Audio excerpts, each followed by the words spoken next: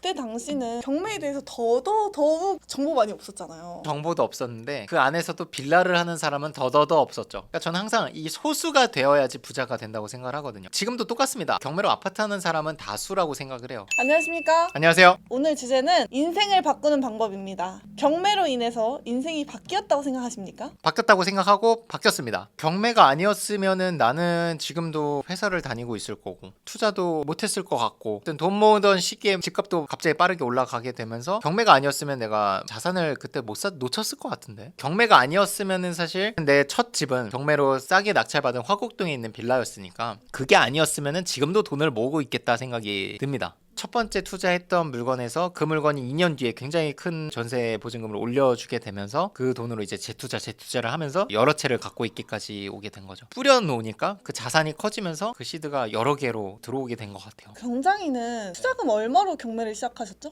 650만 원 플러스 마이너스 통장으로 시작을 했습니다. 몇 살이었어요? 그때 28살이요. 저금을 70% 이상씩은 했으니까 당연히 부모님 집에 살고 있고 밥도 식권이라든지 집에 가서 저녁을 먹고 하니까 돈 쓸 일이 잘 없더라고요. 그 돈을 열심히 모아가지고 시드를 만들었고, 열심히 모은 걸로 그냥 모으고 끝난 게 아니라 투자를 열심히 했죠. 많은 투자법들 중에서 경매를 선택한 이유가 궁금해요. 그때 당시는 경매에 대해서 더욱 정보 많이 없었잖아요. 정보도 없었는데 그 안에서도 빌라를 하는 사람은 더더더 없었죠. 그러니까 저는 항상 이 소수가 되어야지 부자가 된다고 생각을 하거든요. 지금도 똑같습니다. 경매로 아파트 하는 사람은 다수라고 생각을 해요. 물론 경매하는 사람 자체가 소수기 때문에 전체로 봤을 땐 다수가 아닐 수 있으나 경매장 안에서도 소수가 돼야지 싸게 받을 수 있거든요. 적어도 안전한 물건 아파트 하는 거는 다수로 가는 길이고, 그러니까 저도 이 질문을 보면서 생각을 하는 거예요. 제가 이제 왜 경매를 선택을 했을까? 그 중에서도 빌라를 했을까? 사실 거창한 이유는 없어요. 이 당시에 제가 650만 원밖에 없었고, 물론 마이너스 통장 4천만 원이 뚫려 있긴 했지만 그걸 다 합쳐도 아파트 투자하기엔 사실 역부족이었거든요. 진짜 무리해서 했으면 아파트를 할 수도 있었어. 대신 돈이 마이너스 통장 다 끌어다 써야 됐죠. 그걸 되게 중요시 봤던 것 같아요. 돈은 없지만 투자를 해야 된다는 그 생각이 있었고, 거기에 플러스 이 돈이 묶이면 안 되겠다라는 생각을 했었어요. 맨날 얘기하는 거잖아요. 반복을 해야 되는데 돈이 다 묶여버리면 내가 다음 투자는 언제 해? 아파트 하면은 뭐 내가 전세를 맞춘다 그래도 갭이 크니까 3, 4천만 원 묶이잖아요. 근데 전 재산인데 마이너스 통장까지 다 끌어오는 건데 빚쟁이 되는 거지. 근데 저는 650만 원밖에 없지만 마이너스 통장을 잠깐 끌어다 쓰는 건 괜찮겠다. 전세를 맞추거나 대출 받아서 월세 보증금을 받으면 돈이 거진다 회수되는 것들을 좀 찾았던 것 같아요.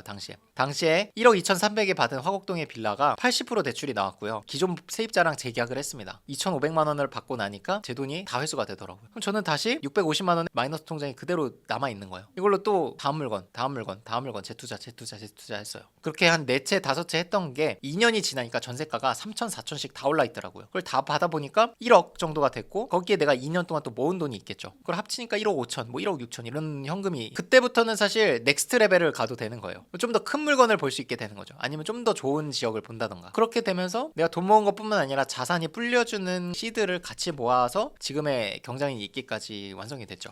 2018년에 투자금 650만 원으로 시작을 하셨잖아요. 뭐 여러 가지가 달라진 게 많단 말이에요. 대출은 비슷한 것 같고요. 나머지는 다 달라져 있는 게 맞죠.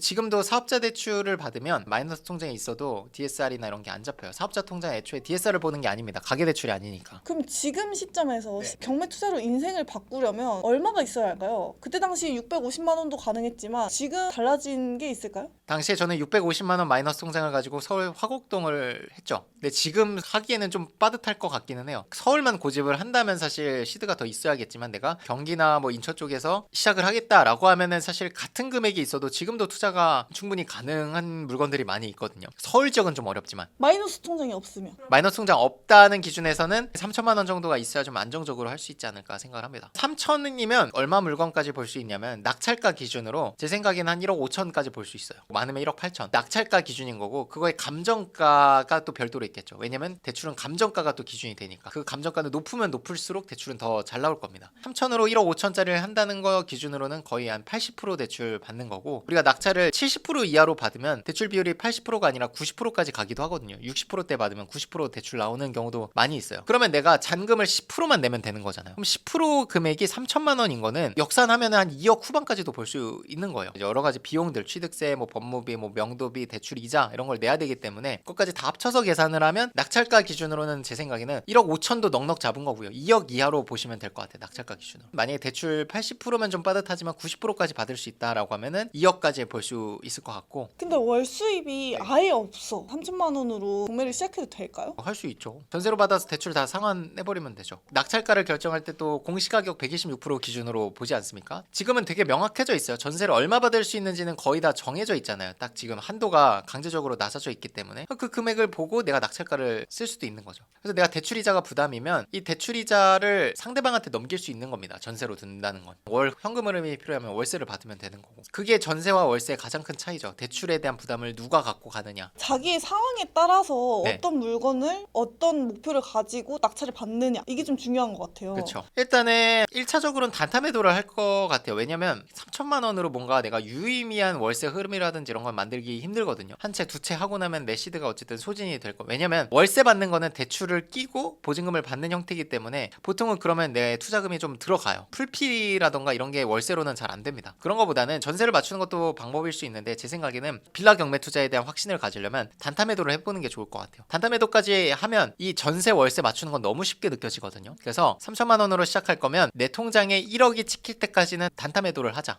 1억이라는 숫자가 저는 의미가 되게 크다고 봅니다. 그 재테크 유튜버나 채널에서도 1억 모으기라는 거는 되게 의미가 있는 거잖아요. 투자를 통해서 단타 매도를 해서 내가 이 돈을 벌었다라는 거는 다음 단계로 가기 위한 어떤 마인드가 준비가 되거든요. 자신감이 생깁니다. 어쨌든 1억을 내가 찍어봤고 단타 매도로도 2개 이상씩 해봤어. 그렇기 때문에 제가 1억을 말씀을 드린 거예요. 단순히 1억이라는 금액이 돼야지 뭔가 할 수 있다기보다는 자신감이 붙기 때문에 이때부터는 포트폴리오를 좀 다양하게 했으면 좋겠어요. 단타 매도로 돈을 버는 거는 한정적입니다. 그 시장 분위기에서 얼마 정도 싸게 받는 거 그 정도 버는 거지만 포트폴리오를 다양하게 해서 내가 보유를 할 수 있는 거를 하나 더 넣으면 단기간에 2천, 3천 버는 게 아니라 시간이 올라가면서 가격이 올라가는 건 1억 이런 제한이 없거든요. 물론 떨어질 수도 있지만 버틸 수 있는 거니까 그런 거를 좀 다변화했으면 좋겠다. 올라갈 수 있는 지역 아니면 단타 매도를 해야 되는 지역을 분리해서 단타 매도와 내가 보유하는 물건을 같이 하면 좋겠다. 보유하는 물건이 나중에 2년이 지났을 때 더 큰 돈을 불러오기도 합니다. 단타 매도가 좀 어려우신 분들이 있습니다. 한 채 한 채가 너무 전 재산이거나 내가 월 소득이 없다거나 이러면은 이 매도되는 기간까지 어쨌든 2달, 3달, 4달까지 걸릴 수가 있는데 그 기간을 버티지 못하는 분들은 절대로 단타 매도를 하시면 안 돼요. 월세, 전세, 매매 중에 가장 시간이 오래 걸리는 거는 매매예요. 지금 시장 분위기에서는 매도되는 기한까지 대출 이자를 내가 내야 되거든요. 그거를 버티기 어려우신 분들은 처음부터 단타 매도를 하진 마시고 그런 분들은 풀피 투자를 하시면 좋겠습니다. 풀피라는 게 뭐냐면 전세 시세가 1억 5천짜리인 빌라를 1억 2천 정도의 낙찰을 받아서 각종 공과금 내고 뭐 인테리어 하고 했더니 1천만 원이 더 들어갔어. 그럼 내가 들어간 돈이 1억 3천이잖아요. 1억 5천에 전세를 맞춰요.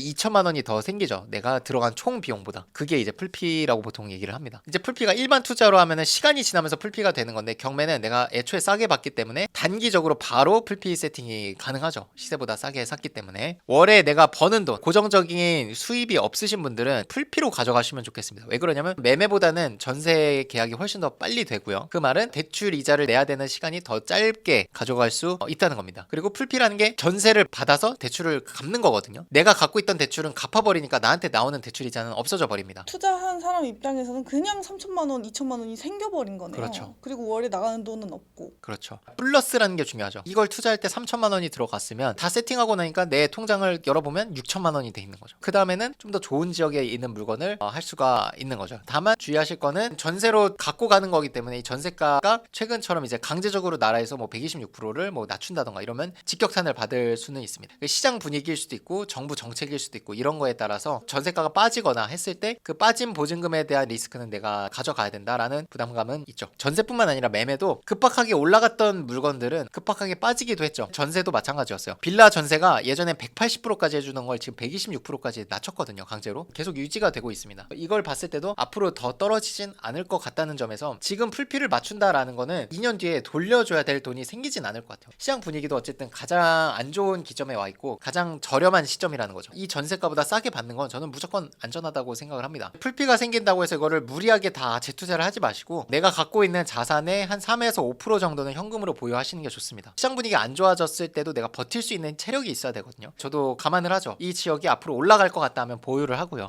이 지역은 당분간은 좀 어렵겠다 하면은 단타 매도 포지션으로 가져가기도 하죠. 제가 하려고 했을 때 취득세 중과를 12%를 안 받으려면 1억 미만을 본다든지 오피스텔을 해야 되거든요. 최근에 뭐 그렇게 보고 있죠. 오피스텔도 지금 가격이 많이 빠져 있는 상태고 사람들이 관심이 없다 보니까 경매로 나온 오피스텔들 정말 싸게 받을 수 있는 기회는 있거든요. 오피스텔 위주로 좀 관심 있게 보고 1억 미만은 너무 많이 다주택자들이 하셔서 그들이 하지 않는 오피스텔 많이 보고 있기는 합니다. 오늘 고생 많으셨습니다. 고생 많으셨습니다.